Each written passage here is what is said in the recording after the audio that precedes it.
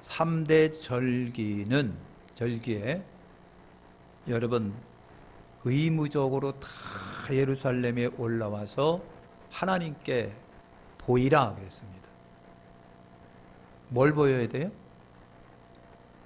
내 얼굴을 하나님께 보이라는 얘기. 3대 절기 때는 다 올라와서 하나님께 보여라.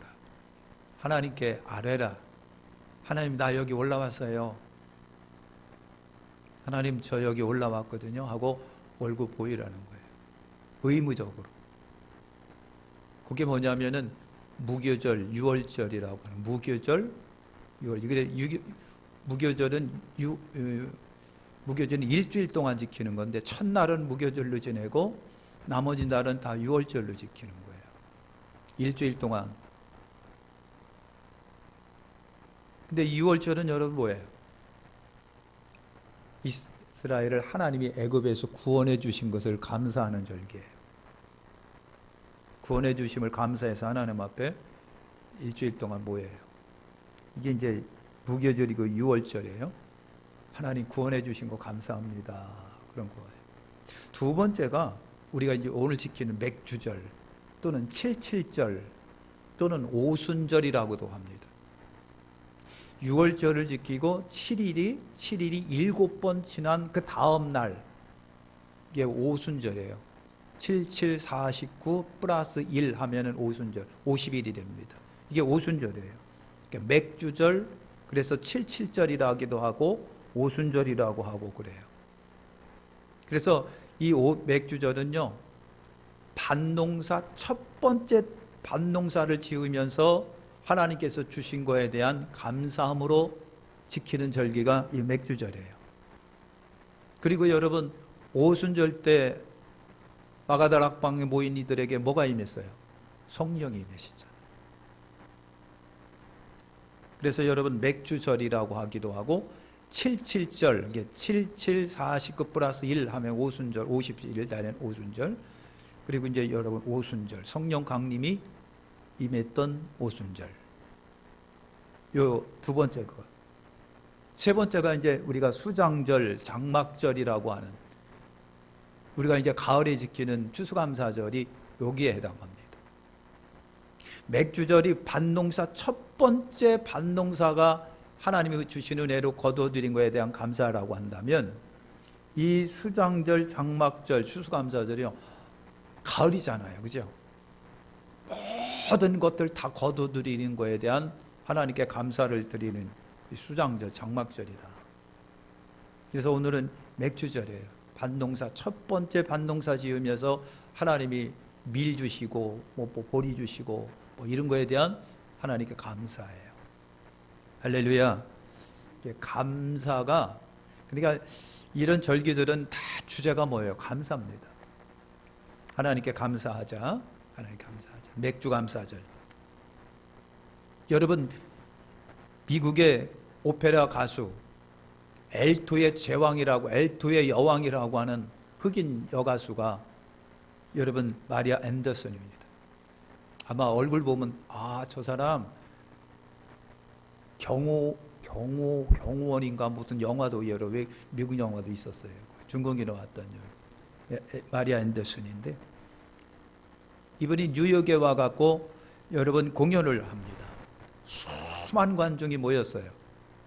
한번 부르고 나면 앵콜 하면서 무려 앵콜이 6번이나 나왔다는 거예요.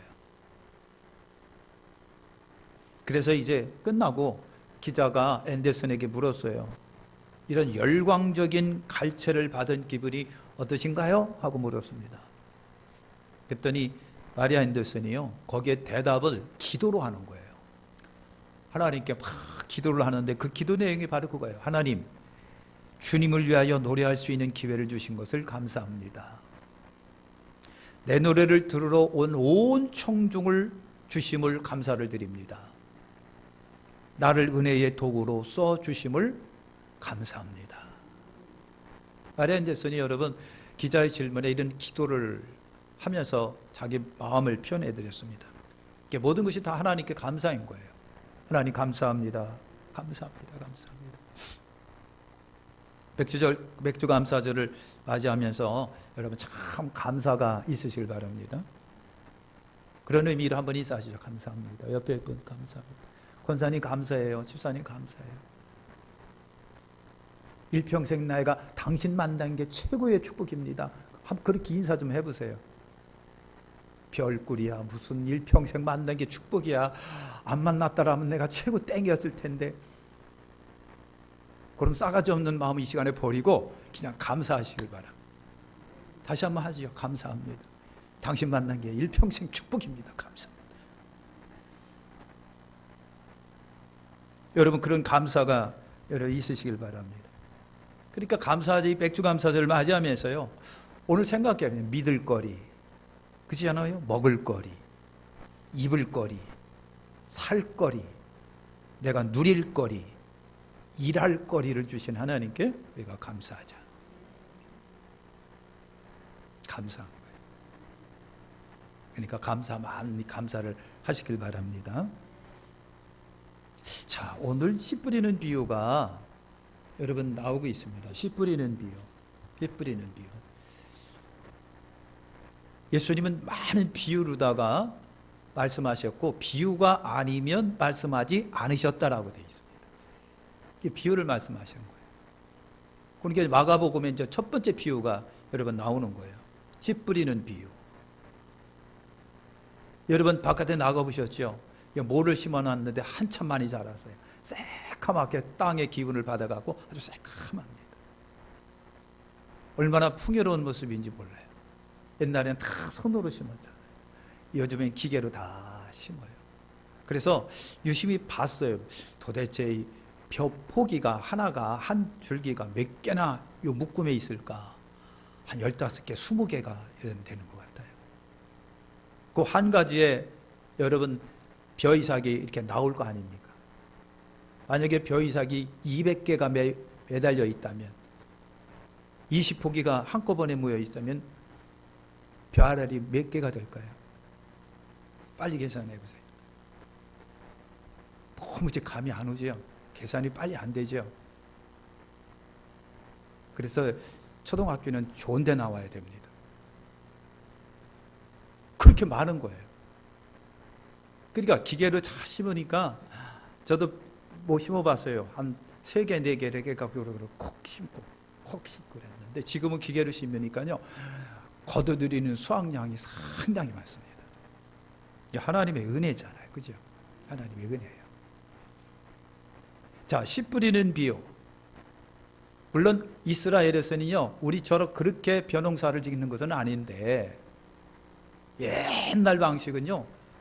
제가 이제 도대체 그 사람들은 어떻게 농사를 졌을까? 근데 그냥 들판이 있대요. 그냥 쫙 뿌린대요. 그냥 씨를. 그리고 뿌린 다음에 쟁기질을 한대요. 그래서 씨를 덮어 뿌린대요. 그러니까 여러분 생각을 해보세요. 쭉 뿌리다 보니까 거의 절대 다수는 원하는 밭에 뿌려지겠지만 어쩌다가 몇몇 개 것들이 여러분 길가에 떨어지겠죠. 그리고 농부는요. 논이든 밭이든 돌이 많고 바위 덩어리가 있는 그 속에 있는 데는 논을 안 만들죠. 밭을 안 만들죠. 그죠? 그러니까 거의다가 좋은 데 떨어지고 어쩌다가 길가에 떨어지고 어쩌다가 숲을 때 떨어지고 어쩌다가 잘 있는 많은 바위 덩어리 위에 떨어지는 거예요. 그러나 옥토에 떨어지는 것이 절대 다수라고 하는 거 기억하십시오. 농사법이 여러분 그렇다는 거예요. 지금처럼 조직적이고 아주 세밀하게 하는 것이 아닌 그냥 그렇게 했던 것 같습니다. 자, 1절에 보니까요. 갈릴리 바다가 있고 거기에 배가 있습니다. 그리고 배 안에는 예수님이 계시고 아마 제자들도 있었고 수많은 무리들이 해변가에 있었을 겁니다. 그걸 딱 보면서 우리가 생각해 봐요. 아, 이게 교회다. 세상이라고 하는 바다 속에 교회라고 하는 배가 있고 그 안에 예수님이 계시고 제자들이 있고 무리가 있다면 이게 뭐다? 교회인 거예요. 그러니까 오늘 이 씨 뿌리는 비유는 누구에게 주셨느냐 하면 교회한테 주신 거예요. 여러분한테, 저와 여러분들한테 여러분 주신 말씀이라고 하는 겁니다. 그런데 보니까요, 씨가 자라는데 방해 요인이 4가지 종류의 밭 중에 무려 3가지가 씨가 자라는데 방해를 주고 있다고요. 근데 옥토 하나가 딱 제대로 옥토예요. 금방 말씀드린 것처럼 어쩌다가 씨가 길가 떨어지고 가시덤불에 떨어지고 바위 위에 떨어지고 그러는 것은 소수지만 4분의 1 옥토에는 수많은 씨들이 뿌려진다. 여러분 그런 거죠. 방해 요인이 4가지인데 옥토는 하나지만 옥토에 떨어지는 씨가 절대 다수다. 그래서 성경은 30배, 60배, 100배라고 말하는 거예요. 그러니까 방해 요인이 있음에도 불구하고 여러분 어떻게 해고요? 우리가 은혜 받는 것과 교회가 성장하는 것은 절대 다수라고 하는 거예요. 그래서 고맙고 감사한 거예요. 어떻게 생각하면 방해 요인이 4개가 때문에 4분의 3이니까 굉장히 많은 것 같아도 진짜 결실은 절대 다수다. 이런 비전이 우리에게 여러분 있는 겁니다. 그러면 여러분 씨라고 하는 것은 이제 여러분 아신 거 딱 느낌이 들어서 씨는 말씀이구나. 씨는 복음이구나. 그죠? 이집트에서 몇천 년 전에 씨앗을 발견했습니다. 이집트 피라미드 안에서. 그래서 이게 과연 자랄 수 있을까? 하고 심었더니 나는 거예요. 2000년 세월이 흐른 다음에. 그래서 깜짝 놀랐다는 거예요. 사랑하는 성도 여러분, 씨는요 생명이 있습니다. 씨에는 생명이 있어요. 생명이 있기 때문에 자라고 생명이 있기 때문에 열매를 맺는다. 그죠? 그런데 씨 뿌리는 분이 누구냐? 처음에 천국복음 하나님의 말씀, 생명의 말씀을 뿌리신 이는 주님이시고 우리 예수님이시고 그 사명이 제자들에게 넘겨지고 그리고 넘겨지면서 오늘 전도자들인 오늘 목회자들인 우리에게까지도 이 씨 뿌리는 사명이 전달이 된 거예요. 오늘 우리가 그래서 전도합니다. 씨 뿌리고 전도를 하는 겁니다. 또 하나 우리가 생각할 것은요, 그러면 씨 뿌리는 사람들의 신념이에요. 씨 뿌리는 사람 신념, 전도하는 사람의 신념, 강단에서 말씀 전하는 자의 신념. 때로는요 목회자가 목사가 같은 목회자끼리 이렇게 대화 나누다 보면은 그런 아주 여러분 참 아쉬움이 있다고 그래요. 아무리 강단에서 말씀을 전하는데도 성도들의 모습이 안 변하는 것을 보면서 회의감을 많이 느낀대요. 그래서 내가 잘못 전하나, 내가 말씀의 능력이 없나, 이런 회의감을 느낄 때가 굉장히 많대요. 이게 보편적인 것 같아요. 나만 그런 것이 아니라 거의 다 그러신 것 같아요. 근데 우리가 알 수 있는 것이 바로 그거예요. 씨를 뿌리는 농부가 씨를 심으면서 뿌리면서 요놈이 씨인가? 진짜 자랄 수 있을까? 그렇게 의심하면서 뿌리는 농부가 어디 있겠느냐고요. 씨를 심어놓고 이놈이 잘 자랐나, 아직도 괜찮은가 하고 또 땅을 파보고 씨를 들여보고 다시 심어놓고 덮어버리고 그 다음날 또 파봐서 씨를 들어보고 그러는 농부가 어디 있겠느냐고요. 농부의 신념 중에 하나가, 전도자들의 신념 중에 하나가 이거는요 의심 없이 심으면 난다. 의심 없이 심으면 난다. 심으면 난다. 의심 없이 예수 복음 전하며 언젠가는 거둔다. 언젠가는 싹 터서 자라가 구원의 열매를 거둔다라고 하는 절대 신념이 전도자에게 있고 목회자에게 있고 씨 뿌리는 농부에게 여러분 있는 거예요. 그래서 농부는 씨에 생명이 있기 때문에 반드시 기필코 자란다라고 하는 신념이에요. 그래서 의심 없이 여러분 뿌리잖아요. 그러니까 전도자, 복음 전도자는요 말씀에 생명이 있고 생명이 여러분 생명의 복음을 듣는 이들이 영혼을 구원한다라고 하는, 영생 얻게 한다라고 하는 신념이 있기 때문에 바울 같은 경우는 매 맞고 헐벗고 굶주리며 가면서까지 예수 복음을 여러분 전한 거예요. 그게 없다고 한다면 여러분 전도하다 의도 터지고 매 맞고 헐벗고 전도한다고 시끄럽다고 물 잔뜩 그냥 막 컵에 따다가 막 붓고, 예? 잡아들여 갖고 그냥 막 당신이 왜 우리 가게 앞에서 방해하느냐고 그러면서 경찰에 신고하고 그래도 그럼에도 불구하고 좌절하고 실망하지 않고 복음을 전하는 이유는 언젠가는 그 떨어진 복음이 말씀이 그 영혼 안에서 진정히 자랄 것이다. 그런 신념이 있기 때문에 여러분 그러는 거예요. 그 다음에 사랑하는 성도들, 씨를 뿌리는 자의 관리도 한번 생각을 해보시죠. 요즘에 밭농사, 논농사 치면은요, 진짜 주인들이 많이 땀 흘려가면서 애지중지 가꿔요. 자식만 애지중지 키우는 게 아니라 밭농사, 농농사도 과수원 농사도 그렇게 애지중지 키워요.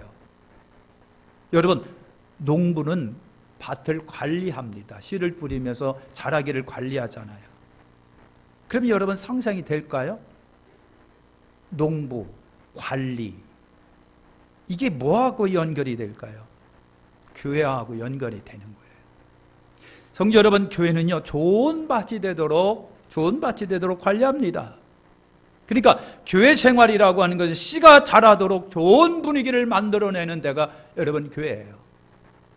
아무렇지도 않은 것 같고 별 볼 일 없는 것 같아도 교회라고 하는 데가 씨가 자라도록 환경과 분위기를 만드는 곳이 뭐다? 큰 소리를 해봐요. 어디라고요? 교회라고 하는 거예요.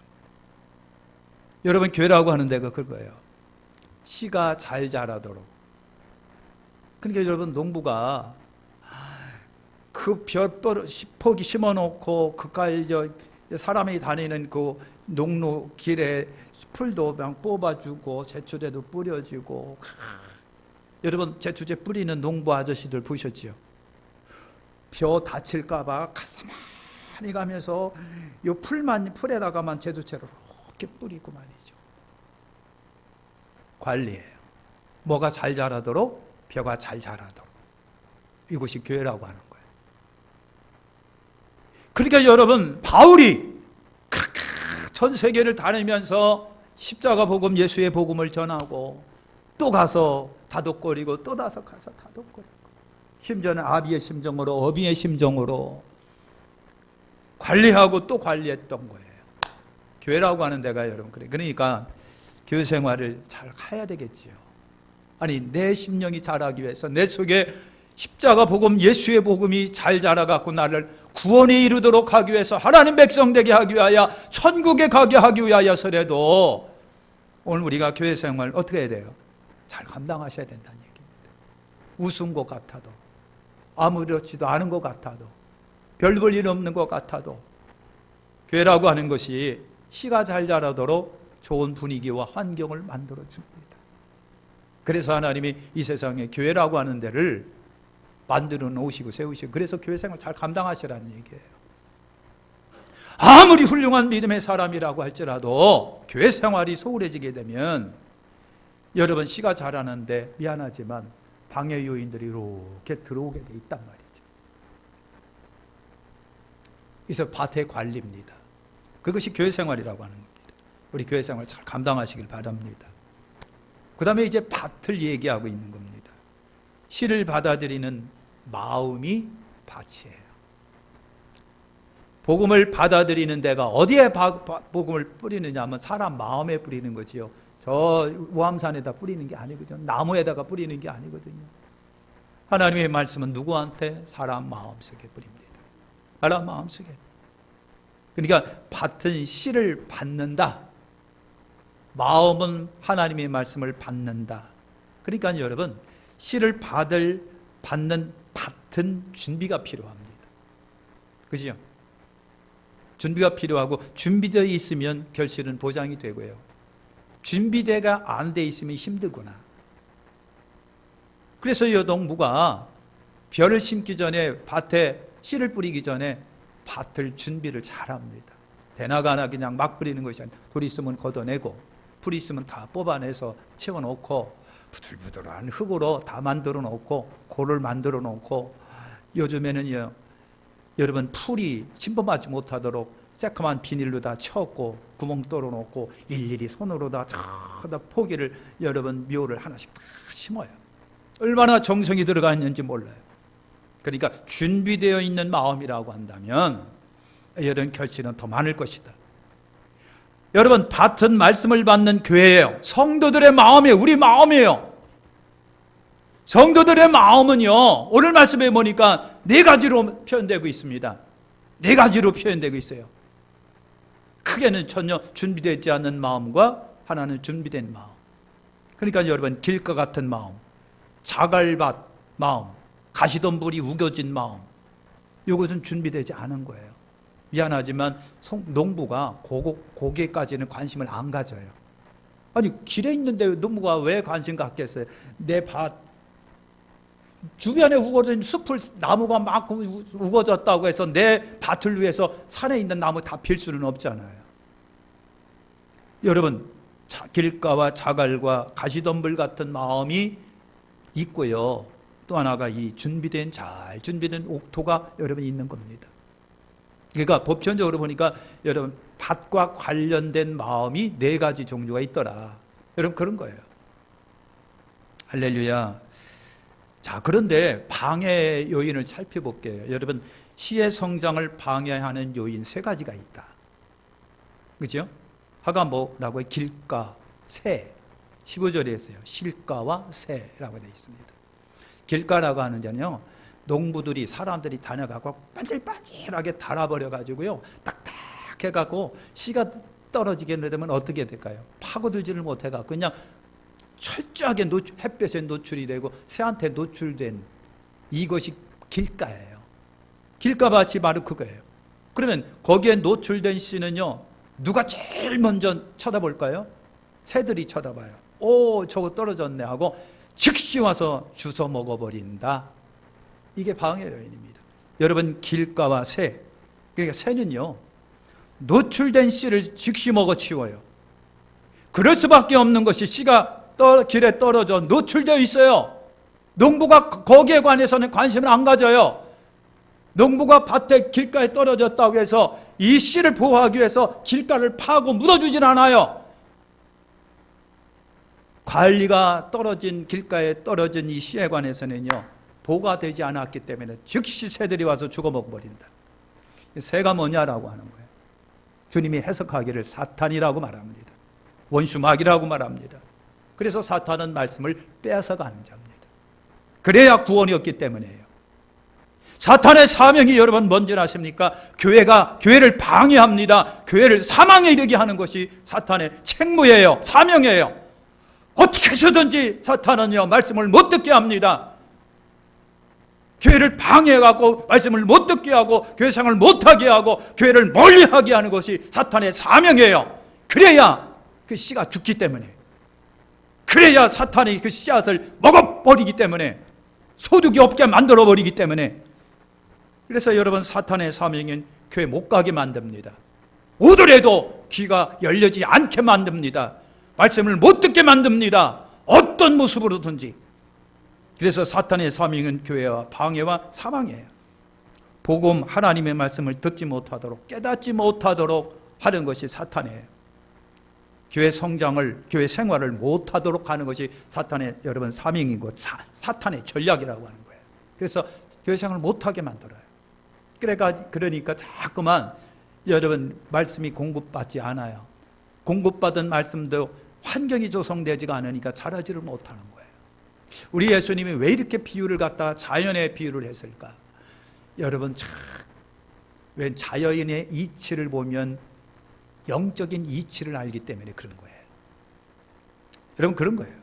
그래서 길가 새가 방해 요인. 두 번째가 16, 17절에 보니까 바위 또는 자갈밭이라고 여러분 되어 있습니다. 바위 널찍한 바위가 쫙 퍼져 있는데 흙이 살짝 덮여져 있으니까 이게 밭인 것 같은데 밭이 아닌 거예요. 그런데 씨앗이 떨어집니다. 자갈이 그냥 이따만한 자갈들이 빽빽한데 그 위에 씨가 떨어져 봤자 여러분 어떡하고요? 뿌리를 내리지를 못했더라 그랬어요. 밑에 바위가 깔렸다, 자갈이 덮여 있다. 바위와 자갈이 뿌리를 내리지 못하게 만든다. 그러다가 해가 빵 나면 씨가 어떻게 한다? 타 죽는다. 타 죽는다. 이 마음을 받아들이지 못하는 마음이에요. 이 말씀을 받아들이지 못하는 마음이 굳은 마음이에요. 말씀을 받아들이지 못하고 말씀을 듣고 깨닫고 아멘하고 감동되고 이치를 알고 그래서 하나님 감사합니다. 말씀을 받아들이지 못하는 마음이 바위덩어리 같은 마음이에요. 그래서 우리 주님께서 하나님께서 강팍한 마음이라고 그랬습니다. 못 받아들이는 거, 못 깨닫는 마음. 그래요. 뿌리를 내리지를 못해요. 그래서 깨달지는 못해요. 씨가 마음에 떨어졌으나 여러분 뭐라고 그랬습니까? 박해와 환란이 일어나면 이것이 해예요. 환란이에요. 즉시 넘어진다. 신앙을 포기한다. 교회를 포기한다. 도망가 버리고 만다. 이게 바위예요. 이게 바위, 여러분 자갈밭이라고 하는 거예요. 햇빛만 빵 나면 씨앗이 여러분 떨어지는 거예요. 그러니까 뿌리를 내리지 못해 마음에 하나님의 말씀을 받고 그것이 속에서 자라면서 깨달이고 그래 맞아 말씀을 생각하면서 말씀을 교리하면서 회개도 일어나고 좀 감사도 일어나고 좀 자각도 일어나고 막 그래야 되는데 어떤 일인지 말씀을 못 받아들이는 거예요. 그 못 받아들이게 하는 원인은 뭘까요? 여러분 강단의 말씀을 못 받아들이게 하는 원인이 뭐예요? 방해받는 원인이 뭔가요? 예? 말씀을 못 받아들이게 하는 마음이 뭐예요? 이게 문제예요. 그러니까 말씀을 받고서 뿌리가 내리지를 못하다 보니까 삶 속에서 환경 속에서 사람과의 관계 속에서 부닥침이 일어나고 환란이 있고 고난이 있으면 에이 하고 즉시 포기해버립니다. 이게 바위 자갈이에요. 그렇지 않아요. 그죠? 우리가 그걸 조심하십시오. 여러분 환경에 어려움이 있고 사람과의 관계 속에 어려움이 있고 이해관계에 어려움이 있고요. 불편한 감정이 있고요. 이런 것들이 여러분 말씀을 잘하지 못하게 하는 요인이에요. 그러다 보니까 여러분 조금 시련이 있으면 에이 교회가 여기뿐은 아니겠지.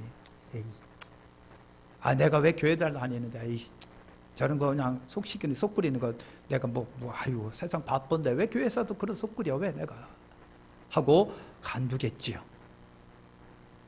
그래서 주님은요 이런 네 가지 밭을 통해서 얼마나 선명하게 우리에게 말씀을 잘하지 못하게 하는 요인이 얼마나 선명하도록 말씀을 전하시는지 몰라요. 아이고 이런 것들이. 그 다음에 세 번째가 뭐예요? 가시덤불이라고 18, 19절에 보니까 가시덤불이라고 되어 있네요. 씨가 어쩌다 보니까 가시덤불 속에 떨어졌는데 여러분 잘 아시잖아요. 나무가 빽빽한데 그 속에는 식물을 심어요? 말아요? 안 심어야지. 태양을 막아버리고 바람을 막아버리면 식물은 어떻게 할게요? 누렇게 뜯다가 안 자라고 죽어요. 이거 뻔히 보이는 사실입니다. 가시덤불의 역할이 그거예요. 씨가 가시덤불 속에 들어가 있어요. 씨가 발아대더라도 그늘이 덮어버려요. 바람을 막아버려요. 빛을 막아버려요. 햇빛도 바람도 다 막아버려요. 그러니까 자라다가 이걸 갖다 신학적인 용어로 어떤 분이 그래 질식사한다 그러더라고요. 숨막혀 죽는데요. 근데 여러분 누가복음 8장에 보면 누가복음 8장에 아주 구체적으로 설명하고 있습니다. 가시덤불을 뭐라고 말하고 있느냐면 염려와 재물과 향락이다라고 세 가지를 정확하게 지적합니다. 여러분 세상에 대한 염려와 재물에 대한 유혹과 향락의 쾌락 등이 가시덤불이다. 이것들이 우리 말씀이 떨어져 갖고 자라는데 절대적으로 방해한단 말이죠. 온통 염려가 나를 사로잡아요. 지배하여. 오물딱지 염려가 머리가 복잡하여 머리를 아프게 만들 정도예요. 그런데 그 염려가 근심거리가 염려가 많으면 많을수록 내 속에 복음은 절대로 못 자랍니다. 한숨만 푹푹 쉬죠. 예? 교회 말씀 들어도 그게 은혜가 안 되고요. 이게 염려입니다. 네가 염려함으로 키를 한 자라도 더 할 수 있겠느냐? 염려한다고 여러분 키가 한 자나 더 합니까? 식물이 잘 자랍니까? 염려한다고 해서 이 문제가 해결됩니까? 성경은요 절대 아니라고 합니다. 그래서 염려는요 절대 무익합니다. 아무리 염려를 해도 문제가 해결이 안 된다는 겁니다. 성경이 그래요. 그러니 염려가 하나님의 말씀이 내 안에서 자란 것을 100% 막아버린대요. 그 다음에 또 하나가 뭐라고요? 재물의 유혹입니다. 돈에 관한 거예요. 어떻게 벌어야 되지? 얼마나 벌어야 되지? 어떻게 써야 되지? 어떻게 해야 되지? 뭐 해야 되지? 어떻게 관리해야 돼? 어떻게 해야 되지? 막 돈 버는 거, 돈에 관한 것이 그냥 머릿속에 가득 차다 보니까 이게 또 말씀을 성장하는데 방해가 된대요. 그 다음에 하나가 향락이랍니다. 유흥, 쾌락, 향락 이런 것들이 밥만 먹으면 그거 생각하고 있는데 말씀이 잘할 리가 없겠지. 이거래요. 누가는 정확하게 세 가지를 말하고 있습니다. 이 세 가지가 또 우리 삶의 근간을 이루고 있기도 해요. 이것이 여러분 씨가 자라는데 시길식사하게 한대요. 방해 요인이 된다는 거예요. 할렐루야. 옥토를 하나 생각하고 마쳐볼게요. 옥토라고 하는 것이 20절에 이거는요 뻔하게 준비된 마음이에요. 그죠? 옥토, 이미 준비되어 있는 밭, 이미 밭이 되어 있는 밭, 씨를 받을 준비가 되어 있는 밭, 농부의 관리가 되고 있는 밭, 그 다음에 기다리면 되는 밭이에요. 누가복음 8장 15절에 이 옥토를 뭐라고 말했느냐 하면 착하고 좋은 마음이다 그렇게 표현하고 있습니다. 착하고 좋은 마음. 착하고 좋은 마음이란 뭘 말하는 거예요? 말씀을 잘 받고 수용하고 받아들이고 깨닫고 그러면서 생각하고 그러면서 때가 돼서 열매가 정주르 자라면서 성도가 훌륭한 구원에 이르는 열매가 자라서 구원의 열매를 맺고 소망의 열매를 맺는 거예요. 근데 그 옥토가 뭐냐라고 하는 겁니다. 우리의 마음이지만 옥토가 잘 자라도록 훌륭한 환경이 되어 있다면 더 좋겠지요. 이게 바로 뭡니까? 훌륭한 교회 생활이라고 하는 것입니다. 멋진 교회 생활인 거예요. 교회로부터 은근히 보호를 받는 관리하에 있는 흙으로 잘 덮여지고 농부의 애지중지 관리가 되어 있는 이 좋은 교회의 좋은 이 환경이 씨를 자라게 하는데 엄청난 역할을 감당하지요. 이게 옥토라고 하는 겁니다. 그래서 결실은 여러분 매우 성공적이에요. 30배, 60배, 100배의 열매를 거두는 거예요. 방해받는 씨보다 그 양 퍼센트지가 상상을 추월할 만큼 많아요. 이게 옥토입니다. 그러기 때문에 방해 요인이 세 가지가 있고 옥토가 하나임에도 불구하고 이 교회는요 전 세계적으로 교회는 이만큼 성장해 오는 거예요. 할렐루야.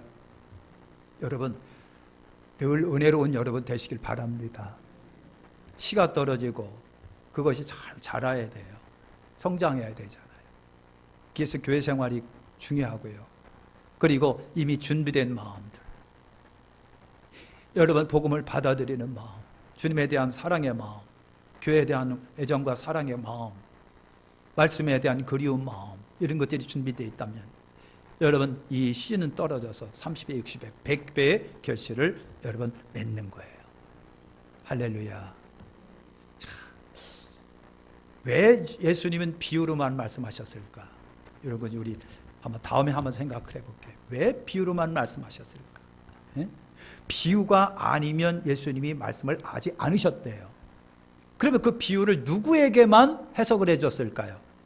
수많은 무리가 있습니다. 그리고 예수님이 비유를 말씀하셨습니다. 그리고 예수님이 조용히 제자들이 있는데 제자들과 그 예수님 주변에 늘 모여있는 요 사람들에게만 예수님이 이 비유를 해석을 해줬네. 무슨 말인지 이해가 되시나요? 그러니까 늘 주님 곁에 있는 이들에게, 주님과 늘 가까이 있는 이들에게 진리는 선포되게 돼 있고 받아들이게 돼 있고 알게 돼 있고 여러분 역사하게 돼 있는 거예요. 자꾸만 이상한 교회를 멀리합니다. 주님과 교회를 멀리합니다. 이래 되면요 진짜 중요한 진리가 오지 않는다. 예수님의 해석이 없으니까. 기도하겠습니다. 하나님 고맙고 감사합니다.